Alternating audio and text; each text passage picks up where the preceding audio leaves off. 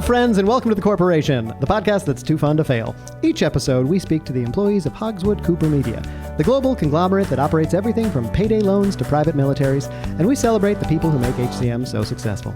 I'm your host, Dean Ardenfell. Let's get into it. Our first guest is the CEO of Springs Eternal. Under his leadership, the company has become the largest bottled water company on the planet. Tapping, no pun intended there, into springs from Arizona to Ontario and distributing his crystal clear product to countries near and far. In his spare time, he's invented a board game called Extreme Feng Shui. Please welcome Dick Lowdermilk. Hi, Hello, Dean. Dick. It's great to have you here on The Corporation. Thanks for joining us. Thanks so much for having me. It's inspirational. You get your water from all over the world. Is that right? That's right. Wherever there's water, we're there. Wherever there's water, we're there. That is both an inspiring slogan for your company and one of the harshest criticisms that you've faced in recent years, as it seems like you're taking water from places that don't necessarily have a lot of it. But I understand that you've got to make a profit with your company. I mean, it's not about profit, Dean. It's about redistributing water from places that have too much to people that don't have enough. We're about water equality here at Springs Eternal. Is that what it is? Yeah. We're about taking water out of the ground and putting it right into people's mouths. Right. So how would you respond to criticisms that some of the places that you're taking the water from are facing droughts and might actually need that water, and then you're putting it in the hands of people who might have plenty of water halfway around the world? I mean, that's not a criticism to me. For me, that's a feature of what we do. Oh, it's a feature? Yeah, we take water out of places that have quite an abundance of water. Uh-huh. And the people who have left behind without the water, well, now they have to come to us to find that water. And we provide it to them in an easy-to-use, simple-to-operate packaging, the plastic water bottle. Sure. It's time-tested, mother-approved. Right. It's great for and everybody. A lot more convenient to pick up a... I mean, if you've got a flat pack in the back of your car, you know your kids are not going to go thirsty. Right. And you don't need to walk a mile down to a riverbed and put a bucket of water on your head and walk back to your village, right? For too long, mankind has been a slave to the river. That's true. We've been tied to them. And now we can build our cities anywhere we want thanks to Springs Eternal. Right. You don't need to live near or on water. You can live wherever you want. That's freedom. That's what Springs Eternal is all about. Wow. That's fantastic. Water equality. That's so interesting. And this equality thing, I've never thought of it that way. You famously said in an interview recently that drinking water is the next growth industry. And I think a lot of people have criticized you as maybe being ruthless in trying to privatize and capitalize what other people would see as a human right. But they're just whining, right? Because you have a big market share. Well, I don't like to characterize it as whining. I prefer to, it's constructive criticism. It's a free country. People are allowed to disagree with our position of providing water to people. Right. I mean, that's what you're going to criticize. I mean, take a look in the mirror. Right? And so what if there's someone who can't afford a bottle of water? Right. There are public utilities, which we are slowly buying one by one. Interesting. So your goal is for pretty much all accessible drinking water to be run through Springs Eternal, right? From the ground to your mouth. From the ground to your mouth. I like that. Through our pockets. Of course, right. From the ground to your mouth would just be regular water. Right. Like that would be going to a river and getting the water or turning on the tap and getting water. I'll tell you something, Dean. Our real competitor is rain. How so? Well, people have access to rain, and it's hard for us to control how people get to that. So you see rain as a competitor? Yeah. Clouds are generally what we're targeting next. So stay tuned. Next year in 2020, we've got Springs Eternal clouds coming to you. Farmers will have to pay for access to our clouds to have rains on their crops, have fields irrigated, and to have water reservoirs in cities and municipalities paid for. Is that so? Yeah. Clouds. Once we tame clouds, next up, oceans. I'm coming for you. Wow. And you're not a young man, so there's not a lot of time left to do this. I mean, you would like to turn the whole ocean into a Springs Eternal product. Yes, exactly. I first want to target the Mediterranean, then the Atlantic, then the Indian, and then Seems finally like Mediterranean the would be one of the saltier ones. I mean, we've done our studies, and we feel it's got a lucrative market, a high market capitalization potential. Wow. That's fantastic. And tell me a little bit about this board game of yours that you've invented called Extreme Feng Shui. Extreme Feng Shui. And how does that work? Well, as a child, I didn't have a lot growing up in my bedroom, and I like to rearrange the small cardboard boxes I did have. I slept in a tiny cardboard box with some rags from under the sink that my mom found. Wow. I was like a little kitten. That's what my mom called me. Little kitten. And as I learned more about rearranging boxes, I learned that the shapes were pleasing and helped the energies of the room. And I developed an early interest in Feng Shui. I went to Shanghai and trained with Master Li for 7 years. Wow. I took a sabbatical. 7 years away 7 from your years. company and your family and That's everyone? right. I abandoned my 3 children, my wife, Wow. to study Feng Shui. Well, sometimes things are important enough. Sometimes things are important, like drinking water and Feng Shui. And so I came back re-energized, having lived in a perfectly balanced Feng Shui room. And I said, how do I make money off of this? I see. Again, And I said, board monetizing. games. Yeah, sure. And that's something people enjoy. People learn by playing. Sure. And so I wanted to teach them the joys of Feng Shui. And what is the goal if I'm playing Feng Shui competitively against other people in an extreme board game environment? In this game, everyone has their own room on a little board. Yeah. And each turn you draw a card, and it's a piece of furniture. Yes. And you have to fit it into your room. And there's points allocated to how elegantly it's designed according to the rules of this game. And after 7 rounds, you can disrupt other people's Feng Shui by introducing assassins who come in through the window. Wow, that's the extreme part. Yeah. I see. It's extreme Feng Shui. And when you were studying with Master Li, and There were several assassination attempts on his life. Wow. He was so good at Feng Shui, people wished to stop him. wow, and what possible reason could there be for someone not wanting? Have you not been in a perfectly balanced room? You become immensely jealous. I don't know. If you're anything like me, you want to possess that room. How would you reorganize my studio here? I have several comments. As soon as I walked in, I started mentally reorganizing it. I mean, first of all, that houseplant needs to be watered far more often. It does. That's true. I knew that. Thank you for telling me that. And this desk is too centered and needs to be further away from the window. Okay.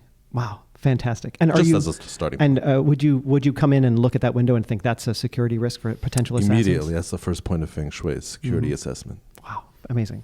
Well, this is so interesting, and I can't wait to bring in our second guest to be a part of the conversation here. So stick with me here, Dick. I'm here. Great. Our next guest is the VP of Development for StratoVape, the manufacturer of some of the most popular and innovative flavors of e-cigarette juice. She is responsible for a 400% increase in sales in the company's products in the last 4 years, and also enjoys tandem cycling with her husband, Kelly. Please welcome Danica Plumbeck.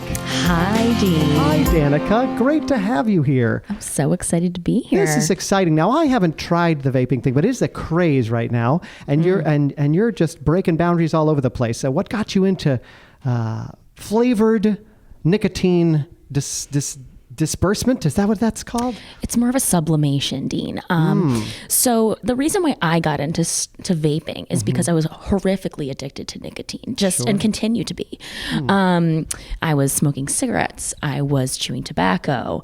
I was doing a lot of things with nicotine that I was not happy about. You know, sometimes you have to buy what you need to figure out your life. And that was what cigarettes were for me. Right. I've been trying to do that ever since I've started this podcast. I've been buying things as my guests have been recommending them, and my life has just gotten so much more enriched. And I'm further in debt for sure, but I am, and there's a lot of things in my house that I don't have room for. Right. Maybe you should rearrange. I am going to do that. I cannot wait to. I'm going to buy. First of all, I'm going to buy Extreme Feng Shui. Great and decision. I'm going to bring that home, and I'm going to try to Kelly and I love extreme feng shui, by the way. take some of those Thank you, tips Danica. and then put them in my very crowded apartment. But to finish your question, Yes, I so realized, sorry. I took the focus away. Please, oh my goodness, listen, it's fine. I realized that I could stop killing myself and start inhaling all the sweetest tastes of our beautiful earth. So Kelly and I got started. We started traveling the world. Wow. Kelly's independently wealthy. And we just started getting tons of different kinds of amazing foods and flowers and spices, and just sublimizing them in our So home. and then StratoVape picked you up because they understood that you were a flavor connoisseur who was just getting into vaping, and you've been really absolutely not only helping to develop new flavors, but also getting out there with the advertising and breaking into new markets. Yeah. I know there are some unusual flavors that you have developed. I have a list here, and I'm just so curious. Teriyaki. Yeah. Is one. I have Yes. gazpacho as another That's a cold one. smoke. Cold smoke. And then trout was another. Mm-hmm. That was a surprise to me. And hot dogs. What made you want to vape hot dog flavors? You know, I like to think a lot about the fact that taste, like scent, is a sense of nostalgia. And for me, when I was growing up, I spent a lot of time wandering around convenience stores and gas stations, and it reminded me of what it was like just to be young, and I wanted to breathe in that moment. Hanging out at the 7-Eleven. Nostalgia. Very powerful force. Now, speaking of recapturing your youth, obviously these vaping companies, they come under a lot of criticism for appealing to kids and teens, sponsoring preschool events and other things like that. Now, you're not actively marketing to kids, right? Kids, they really kind of find the marketing on their own. We are absolutely, printing our ads lower on walls. But that's just where the ad space is cheapest. Exactly. And we're just putting it out there. And if children are interested, and, StratoVape, sure. We have a cartoon, astronaut whose helmet is filled with smoke, and it's, pouring out. And he's also an adorable puppy. And that's just, we want to see that. Everyone deserves a chance. The adorable astronaut puppy with the helmet full of vape, hot-boxed vape helmet smoke. I don't know how I didn't even mention that. And then also you're entered into a partnership with Warner Brothers, and now you have Harry Potter every flavor jelly beans flavors. Yeah, we do. But that's a lot of adults like that. It's really more of an adult. Sure. I would say I would consider Harry Potter to be an adult book. Absolutely. Me too. I only got to Goblet of Fire. Me too. Yeah, that's a long one. Yeah. Now, we need to talk about the elephant in the room here, because people say that vaping causes people's lungs to collapse, especially young people. Yes. It can't be that bad, right? It can't be anywhere near as bad as people are making it out to be, collapsed lungs. If it is that bad for someone, I'd like to think it's not as bad for somebody else. And good point. It's excellent. Yeah, and it's just a step in the process. Yeah. I like to think that StratoVape is creating these new opportunities for people to, replace something as, important as air in our lungs for a split second, slowly killing us for that one moment, and then allowing the smoke to exit, giving us again the breath of life. And hope that we can, it's just step further in finding the healthiest way to kill ourselves for that one moment, and then bring ourselves back to life. And if I may, I can't say too much about it, but we have a partnership with StratoVape. Interesting. We have products still in early R&D, but human beings are 73% water.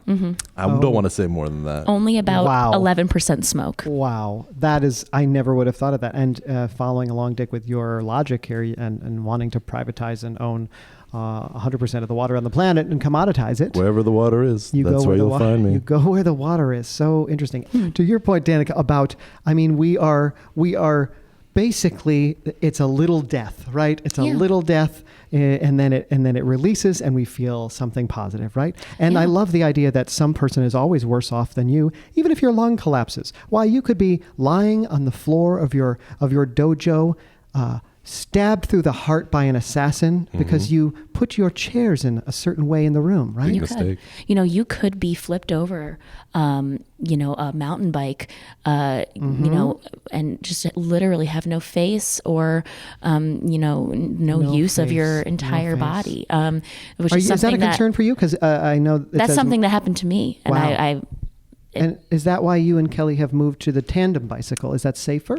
It's much safer. It's much safer. And I was very lucky even though I've completely damaged my lungs for years and years and years, I was able to survive a very, very intense, very long, multiple day surgery to give me a face and to. I mean, I must say, I don't want to be forward here, but for someone who destroyed the inside of their body with some cigarette smoke for so many years, and who destroyed the outside of their body by taking off their face in a horrific mountain biking accident, you look great. Thank you. I picked this new self. So wow. And where did they get the face to transplant? Is that an HCM company subsidiary as well? Yes, it's called Skin Mask. And wow, I wonder where they get the faces.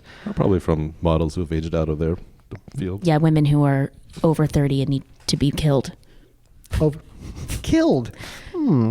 I should say models, right? They've aged out. They've aged out of their dancers, usefulness actresses, as laborers. Of course. Mm-hmm.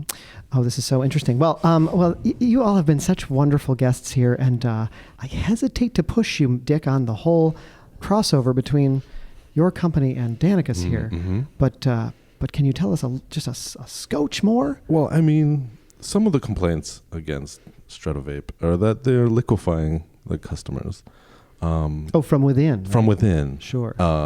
And Springs Eternal just wants to be there to talk to these people, get to know them, collect samples, see what we can do with them. So you're looking at the average human thinking, there's a lot of water in there, but there's also a lot of solid organs and other tissue. And we want to remove all of that solidity and just focus on the liquidity. And of so a human you're being. thinking the more someone partakes in vaping and liquefies their insides, then that's more liquid. I mean, part of the chemical process that's involved in vaping is very similar to the research we've done with our liquefaction chambers. Wow. You have liquefaction chambers? I can't say more. I don't want to give too much. Well, I would like to say, I don't know if this is an option for me, but you know how you check the little box on the driver's license that says you can be an organ donor? Yes. If there was a box right next to that said, harvest all the liquid in my body for Springs Eternal to privatize, commoditize, and sell to other people, I would do it in a heartbeat. It will be a checkbox on your upcoming municipal water bill.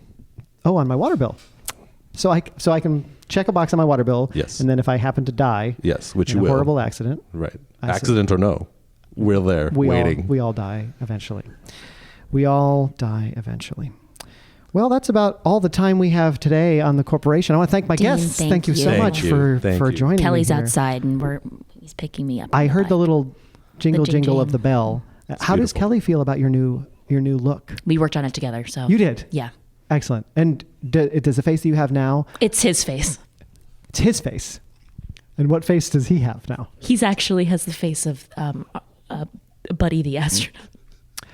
Is that so? Buddy the astronaut, the mascot. Logo for StratoVape. I know there's so many more questions, but I've just run out of time. So I'm maybe in a sequel we'll bring you back. We'll bring you back and find out how your husband has the face of a dog astronaut. But that's all the time we have today. So I want to thank my guests again for speaking with me and our listeners for tuning in. Don't forget to subscribe and rate and review and email me at deanardenfell@hotmail.com. As they say at HCM, we're interested in you. Cheers. The Corporation is a presentation of Unicow Media. Dean Ardenfell was played by Nathan Hartswick. Dick Lowdermilk was played by Vinny Francois. And Danica Plumbeck was played by Casey Grambo. Listen to new episodes of The Corporation every Tuesday on iTunes and Spotify. For more information about shows, classes, and other great stuff, visit vtcomedy.com.